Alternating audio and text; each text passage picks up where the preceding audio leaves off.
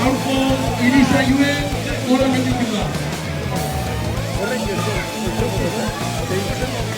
Kriston lamen jabe.